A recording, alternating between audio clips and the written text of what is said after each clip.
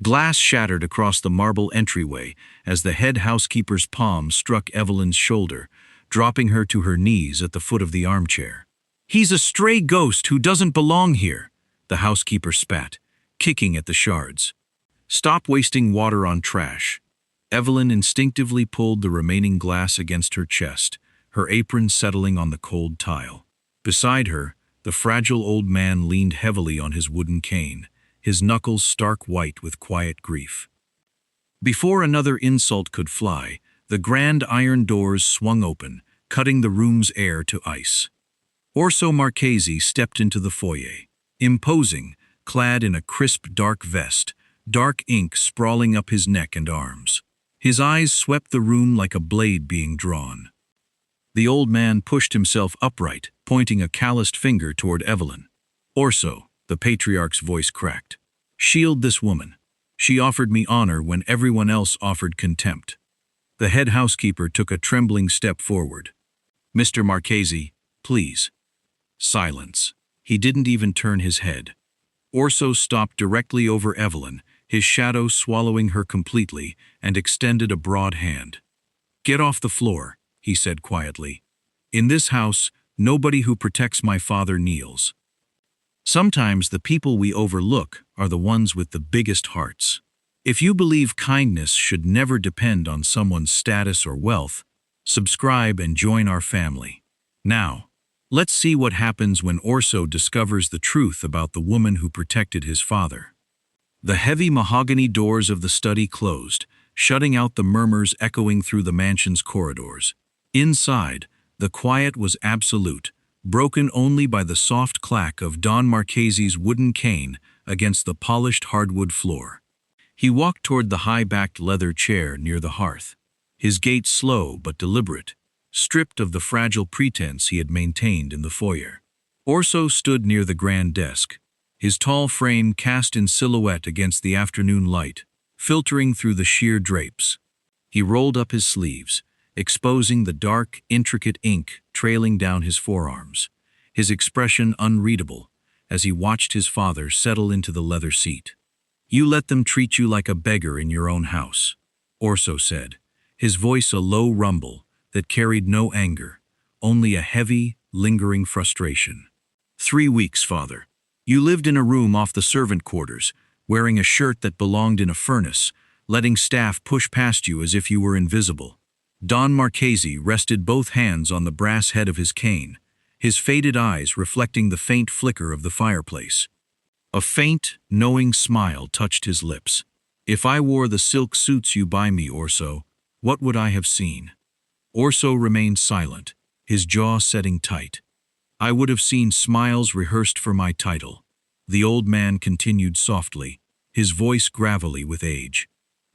"I would have heard polite greetings manufactured out of fear, men and women bowing their heads not because they respect the man, but because they fear the surname." He unbuttoned the top of his worn, fraying shirt, smoothing the faded fabric with a calloused hand. "A syndicate built on terror outside these walls is one thing. But inside this house, a fortress is hollow if the people sweeping its floors harbor malice for the weak. Wealth buys obedience, Orso. It buys fear, but it never buys character." Orso crossed his arms, his dark gaze drifting toward the closed doors. "And the maid?" "Evelyn," Don Marchesi corrected gently, his eyes softening. "She didn't know the Marchesi name meant power. She saw an old man whose hands shook when he held a glass. She brought me warm soup when the kitchen turned its back. She pulled a sweater over my shoulders when the hallway draft grew cold.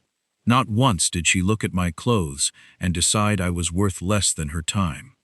Orso turned back to his father, the sharp edge of his demeanor softening ever so slightly as he absorbed the weight of his father's words.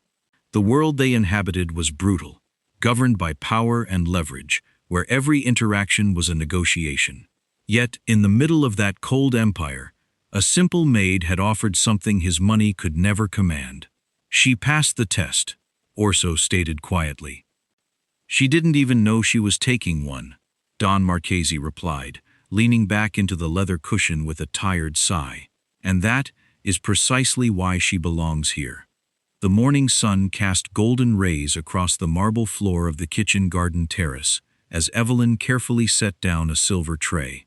Instead of the plain broth ordered by the estate's strict nutritionist, she placed a steaming porcelain cup and a freshly baked almond biscotti right beside Don Marchesi's elbow.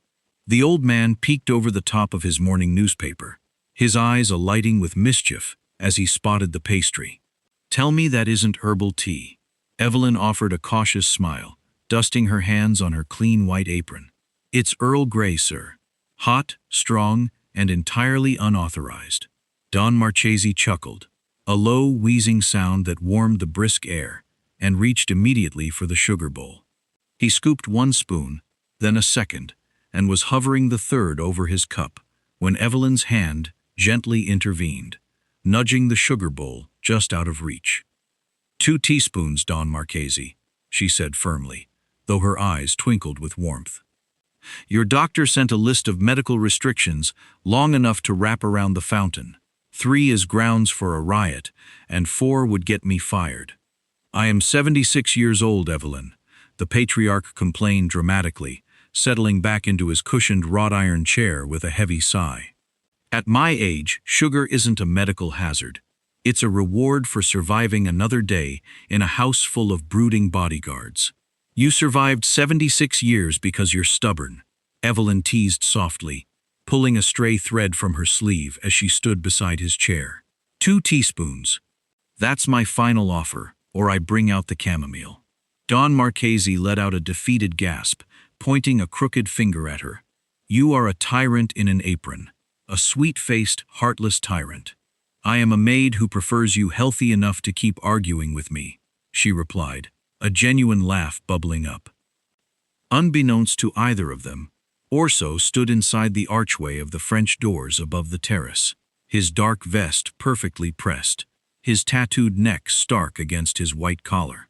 He had been on his way to an executive meeting, but the sound of his father's genuine laughter, a sound absent from this estate for years, had stopped him in his tracks. Orso watched silently as Evelyn leaned down to adjust the wool blanket over his father's knees, checking his hands for warmth with natural, unscripted care. She didn't flinch when the old man made another dramatic threat about cutting her holiday pay, nor did she cower under the Marchesi name.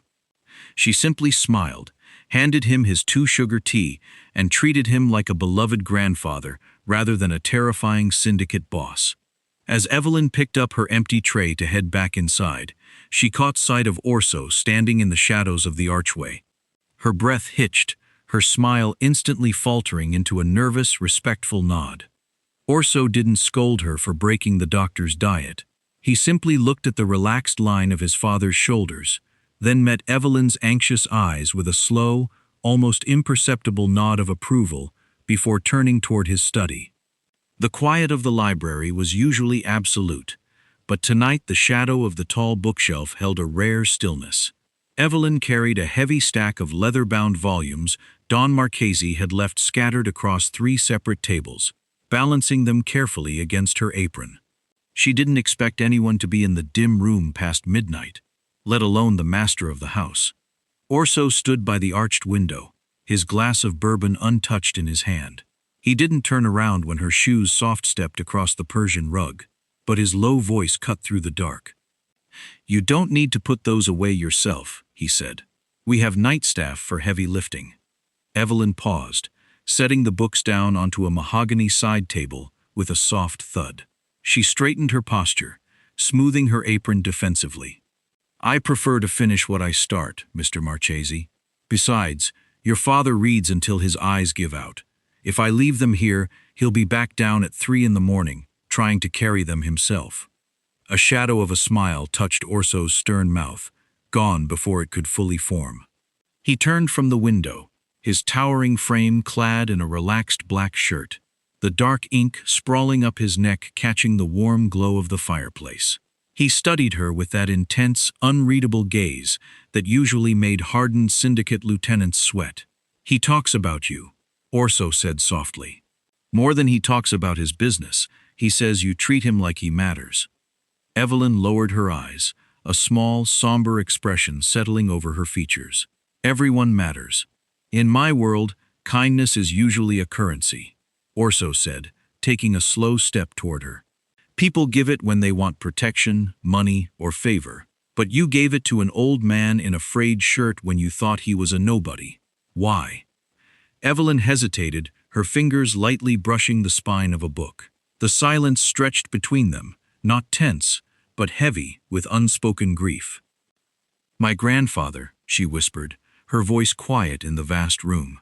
He raised me. He was the kind of man who could fix anything with his hands. Loud, strong, full of life. But when he grew old, his body failed him. His hands started shaking. And the worst part wasn't the illness, Mr. Marchesi. It was the way the world treated him. Orso stayed silent, letting her speak. People started talking over him, Evelyn continued, a faint tremor in her tone. Doctors spoke to me instead of looking him in the eye. Strangers got annoyed because he walked too slowly across the street. He told me once that getting old didn't hurt. It was feeling like he was fading into glass while everyone walked past him. She looked up, meeting Orso's dark gaze directly, stripped of fear. When he passed, I promised myself I'd never walk past someone, just because time had made them quiet. So when I saw your father sitting alone on that garden bench, I didn't see a stranger, or a servant, or a boss. I just saw an old man who deserved a warm cup of tea, and someone to ask how his day was. Have you ever cared for someone simply because you knew they deserved kindness, even when you had nothing to gain from it? If you've ever experienced that kind of love, tell me in the comments. And if you're enjoying Evelyn and Orso's story, subscribe and become part of our storytelling family, because from this moment on, everything is about to change. Orso stared at her, the harsh lines of his face softening in the firelight. For a man who had built an empire on armor and fear, her simple truth landed heavier than any threat. He realized then that her compassion wasn't weakness, it was a fierce, deliberate choice forged in love. He isn't fading anymore, Evelyn, Orso said, his voice surprisingly gentle. Not in this house. The quiet efficiency of the Marchesi estate began to rot from the edges within a fortnight. It started with subtle slights, linens left unwashed, whispers dying down the moment Evelyn stepped into the pantries, and sharp glances traded across the grand hallway. Griselda, the senior housekeeper appointed after the previous chief's dismissal, stood by the silver cabinets with two high society associates of the syndicate. Their voices were low, laced with bitter amusement, but carried clearly across the polished marble. Look at her, dragging her feet like she owns the place, Griselda sneered, her eyes narrowing as Evelyn passed by, carrying a tray of fresh towels. A common maid, suddenly whispering in the Don's ear every morning. It's pathetic how transparent it is. She's cleverer than she looks, one of the guests replied, sipping her espresso, playing the sweet, clumsy angel to an old man who's lost his sharpness. She's not after a maid's wage, Griselda. She's positioning herself for a cut of the Marchesi estate, or worse, trying to catch Orso's eye. Cruel laughter rippled through the hallway. Evelyn kept her chin up, her knuckles white around the handles of her tray as she continued down the corridor. She had heard the rumors for days now. The staff claimed she was a calculating gold digger who had staged her kindness the moment she arrived. They whispered that her soft smiles were nothing more than a trap laid for a grieving patriarch and his wealthy son. Later that evening, as rain lashed against the tall, stained glass windows, Evelyn found herself alone in the pantry, methodically polishing the estate's heavy silverware to keep her mind occupied. The heavy door opened, and Orso stepped into the room. He had discarded his suit jacket, his black vest fitting snugly over his broad chest, his tattooed neck stark against his dark shirt. He paused, watching her frantic, relentless movements with a quiet, intense gaze. "You've heard what they're saying," Orso said, his voice a low, grounded rumble that broke the tense quiet. Evelyn didn't look up immediately, her cloth rubbing against a silver spoon. "This house has very loud walls, Mr. Marchesi. And you say nothing to defend yourself?" Evelyn set the spoon down with a soft clink, and finally met his dark eyes. There was no anger in her expression, only a quiet, weary dignity. If I spend my days chasing down every lie told by people who have already decided I'm guilty, I'd have no time left to care for your father. Orso took a step closer, his looming shadow casting over the small table. They are attacking your character, Evelyn. They are calling your kindness a strategy. I know what my heart is worth, she said softly, her voice remarkably steady despite the tremor in her hands. Your father knows why I bring him tea. You know why I stayed. I don't need to perform for people who measure a person's worth by their bank account or their title. Orso stared down at her, the harshness in his jaw tightening. He had spent his entire life surrounded by people who lied, manipulated, and carefully constructed facades for leverage. Yet here was a woman facing an entire household's malice, refusing to compromise her quiet integrity. They think you're weak because you don't fight back, Orso murmured, reaching out to lightly touch the edge of the wooden table near her hand. Kindness isn't weakness, Mr. Marchesi, Evelyn replied softly, and I don't need to fight people who are fighting ghosts. As Orso stepped back out into the grand hallway, the quiet rage in his chest transformed into something far more dangerous. He realized then that the poison in his home didn't come from the maid polishing silver. It came from the elite who mistook her grace for vulnerability. At precisely 9 in the morning, the grand bell in the central foyer chimed 3 times, a sound that hadn't echoed through the estate in years. Every member of the household staff, from senior housekeepers to junior groundskeepers, stood assembled in 2 rigid lines across the marble hall. High society guests and syndicate associates lingered near the curved staircase, whispering amongst themselves in hushed, expectant tones. Evelyn stood near the back, her apron smoothed over her dress, her posture composed despite the uneasy silence gripping the room. A quiet gasp rippled through the gathering as the heavy oak doors of the master suite opened. Don Marchesi stepped out onto the balcony overlooking the foyer. Gone was the faded, tattered shirt and the frayed trousers. The patriarch wore an immaculate, bespoke charcoal 3-piece suit, a gold pocket watch chain glinting against his vest. He leaned slightly on his polished mahogany cane, his eyes sharp, commanding, and undeniably dangerous. At his right hand stood Orso, a towering presence in his dark vest, his tattooed neck stark against his collar, his unreadable gaze sweeping over the crowd like a shadow. The old man descended the grand staircase with deliberate, measured steps, the soft thud of his cane cutting through the absolute quiet. He stopped at the center of the hall, staring down the trembling staff. For 3 months, Don Marchesi began, his gravelly voice carrying effortlessly across the marble. I walked among you in the clothes of a common man. I sat on cold benches. I waited in hallways. I watched how this house functions when no one believes the master is looking. Griselda's face drained of all color. Beside her, several senior staff members lowered their eyes, panic creeping into their postures. I discovered that many of you possess extraordinary manners, Don Marchesi continued softly, though every word landed like a strike. When you believe the person standing before you holds power, money, or status. He paused, his sharp gaze locking onto Griselda. And I discovered that you treat the weak, the old, and the powerless with utter contempt. Silence hung heavy in the air, suffused with tension. You sat in luxury while mocking an old man asking for water, Don Marchesi said, his tone growing icy. And when a woman with a genuine heart showed me basic human dignity, you rewarded her with slander and malice. You called her kindness a scheme because your own souls are too hollow to recognize pure intent. He raised his hand slightly.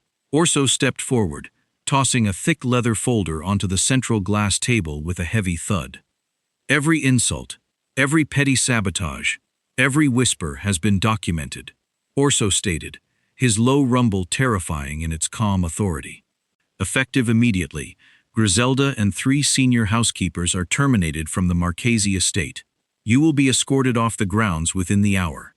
Your names have been blacklisted across every syndicate-controlled property in the state. Griselda stumbled back a step, her voice trembling. Don Marchesi, please, I have served this family for years. You served my title, Don Marchesi interrupted, his eyes cold and unyielding. You never served this house. You are rich in arrogance, Griselda, but destitute in character. He turned his gaze toward the back of the room, fixing his warm, proud eyes on Evelyn. Evelyn Geiger knew nothing of my name, the patriarch announced loudly, ensuring every ear heard his declaration. She saw an old man who needed care, and she offered it without asking for a single copper in return. She is the standard of dignity this estate will hold from this day forward. Evelyn swallowed past the lump in her throat, her chest swelling with quiet vindication as the remaining staff turned to look at her with newfound respect and awe. As the disgraced housekeepers were led away by security, Orso caught Evelyn's eye across the grand hall, offering her a subtle, lingering nod that promised her place here was safe forever. The official paperwork was signed, but the shift in the mansion was felt long before the ink dried. Evelyn no longer carried heavy linen hampers or scrubbed marble stairs.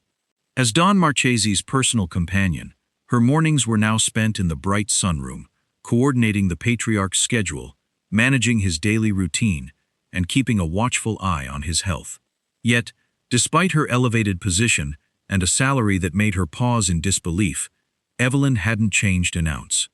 If you think wearing a tailored charcoal suit means you can eat 3 buttery croissants for breakfast, Don Marchesi, you are sorely mistaken, Evelyn said, stepping into the sunroom and smoothly swapping his plate for one laden with sliced berries, poached eggs, and whole-grain toast. The old man stared at the fruit in betrayal, clutching his mahogany cane. Evelyn, I am a former Don of the Eastern Syndicate. Men used to bow when I entered a room.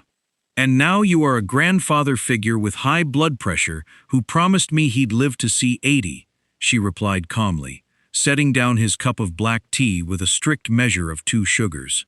Eat your eggs. From the doorway, a low rumble of amusement broke the silence. Orso stood leaning against the frame, his dark vest fitting tightly over his chest, his tattooed arms crossed. She has a point, father. Your cardiologist's last memo was practically a manifesto. Oh, look, Don Marchesi grumbled, though his eyes sparkled with affection. The 2 tyrants have formed an alliance. Evelyn turned her attention to the younger Marchesi without missing a beat. She walked over to Orso, her gaze sweeping over his tired eyes and the slight tension in his broad shoulders. And you, Evelyn said, her voice softening into genuine concern as she looked up at the towering Mafia boss. When was the last time you slept more than 3 hours, Mr. Marchesi? Or had a proper meal that didn't come out of a paper bag during a syndicate briefing? Orso raised an eyebrow, unaccustomed to anyone, let alone a former maid, questioning his personal habits. I have an empire to run, Evelyn. An empire that won't run very well if its leader collapses from exhaustion, she countered fearlessly, meeting his dark, intense gaze head-on. You spend every waking hour protecting everyone in this house. Who protects you? The question hung in the quiet hallway, stripped of pretense. Orso stared down at her, the usual harshness in his eyes giving way to a profound, quiet surprise. For years, people had looked at him and seen a weapon, a shield, or a feared commander. No one had stopped to ask if the man behind the dark ink and ruthless reputation was burning out. Don Marchesi chuckled softly into his tea. She's got you there, son. I suggest you sit down and eat before she decides to manage your schedule too. Orso didn't argue. For the first time in months, the feared syndicate leader pulled out a chair beside his father, sat down, and allowed Evelyn to place a warm plate in front of him. As she poured his coffee, their fingers brushed briefly, leaving a lingering warmth that neither of them acknowledged aloud, but both felt deeply. The clock in the grand hallway chimed 2 in the morning, its low gong reverberating softly through the silent house. Evelyn walked down the dimly lit corridor, carrying a small tray with 2 warm mugs of spiced tea and a plate of freshly baked blackberry tart. She had seen the faint amber light spilling under the heavy oak doors of the study and knew Orso was still awake. She knocked twice, a quiet, familiar rhythm, before pushing the door open. Orso sat behind the wide mahogany desk, his dark vest unbuttoned, his sleeves rolled past his elbows to reveal the intricate black ink sprawling across his forearms and up his neck. Maps, financial ledgers, and confidential syndicate reports were scattered before him, but his dark eyes were heavy with fatigue. He rubbed the bridge of his nose, looking up as she entered. "You should be resting, Evelyn," he said, his low voice raspy from a long day of negotiations. "So should you," she replied gently, setting the tray down on the edge of his desk, clearing a small space among the chaos of papers. She pushed a mug toward him, along with a slice of tart. "Your father went to sleep hours ago, but I had a feeling you were still in here carrying the weight of the city on your shoulders." Orso stared at the plate, a faint, genuine smile briefly softening the harsh lines of his jaw. "I don't remember the last time someone brought me food at 2 in the morning without wanting a favor in return." "Well, consider this a bribe," Evelyn said, taking a seat in the leather chair across from him. "Eat the tart, close the ledgers, and give your mind 30 minutes of peace." For a moment, Orso simply looked at her. In the soft, amber glow of the desk lamp, Evelyn's warmth seemed to fill the vast, austere room. The quiet confidence in her eyes held no fear of his reputation, no interest in his money, and no hesitation before his formidable size. Slowly, the syndicate boss reached for the fork. He took a bite, leaning back into his leather chair as the tension in his broad shoulders visibly unfurled. "It's good. Better than anything the estate's former chefs ever served. That's because it's made with actual butter and care, not arrogance," Evelyn teased softly, wrapping her hands around her own warm mug. Silence settled between them, comfortable and deep. Orso set his fork down, his dark, intense gaze lingering on her face. The silence stretched, shifting from light camaraderie into something heavy with unspoken emotion. "When I was 20, Orso began quietly, his voice dropping an octave. "My father told me that power was the only armor that mattered in this life. I spent 15 years building a reputation so cold that no one would ever dare cross my family again. I thought fear was the only thing that kept a home safe." Evelyn stayed quiet, listening intently, letting him speak. "Then you walked into this house," Orso continued, his eyes holding hers with absolute honesty. "You showed up with a simple glass of water and a warm heart, and you gave my father more life in 3 weeks than all my money and soldiers gave him in 10 years. Evelyn's breath hitched slightly, her pulse fluttering at the raw sincerity in his tone. Orso leaned forward, resting his tattooed forearms on the desk, reducing the distance between them. "I spent weeks trying to convince myself that I was just grateful to you for helping my father. But every time I hear your footsteps in the hall, or see you laugh at the breakfast table, I realize it isn't just gratitude, Evelyn." He reached out, his broad, calloused hand resting open on the dark wood between them, waiting. "I have spent my whole life being feared," he murmured softly. "You are the first person who ever truly saw me, and I don't want to hide behind that armor anymore. Not around you." Evelyn looked down at his waiting hand, then raised her gaze to meet his. Without a moment's hesitation, she reached across the desk and placed her hand in his, her soft fingers weaving into his calloused ones. A deep, quiet warmth spread between them, sealing a promise made in the quiet hours of the night. The night air off the terrace carried the cool scent of pine and fresh rain, a welcome relief from the close heat of the estate. High above the manicured gardens, the stone balcony overlooked the dark outline of the valley, illuminated only by the soft amber lanterns lining the balustrade and the silver wash of the full moon. Evelyn leaned against the carved stone railing, her shawl pulled loosely over her shoulders. The quiet steps behind her didn't startle her.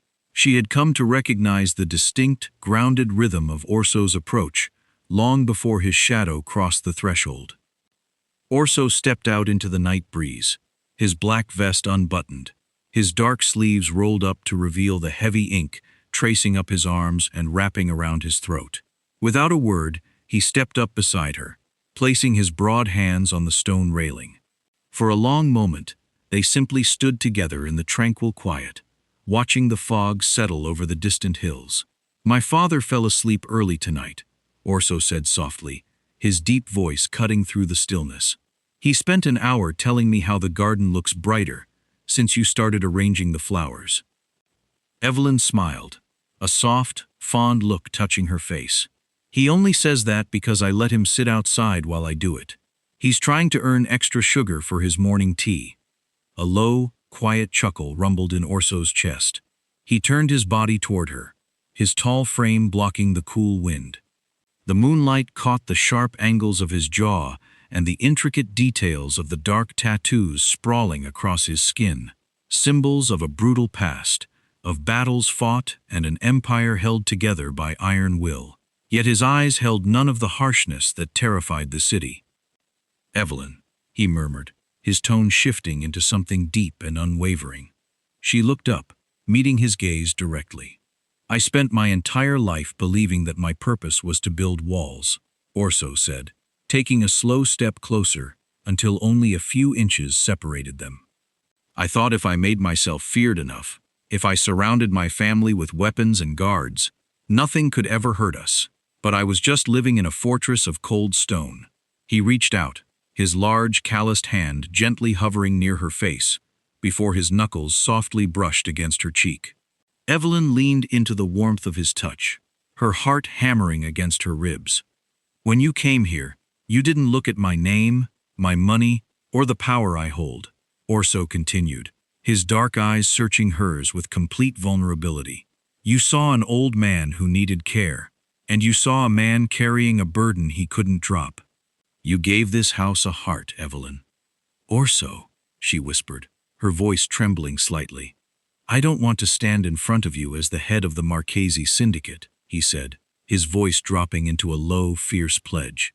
"I don't offer you protection as a boss protecting someone on my payroll. I offer you my heart, my loyalty, and my life as a man who loves you, unconditionally, without pretense, and without end." Evelyn felt tears prickling at the corners of her eyes, not from sorrow, but from the overwhelming weight of being seen, valued, and cherished for exactly who she was. She reached up, placing her hand over his tattooed wrist, feeling the strong, steady beat of his pulse beneath her fingers.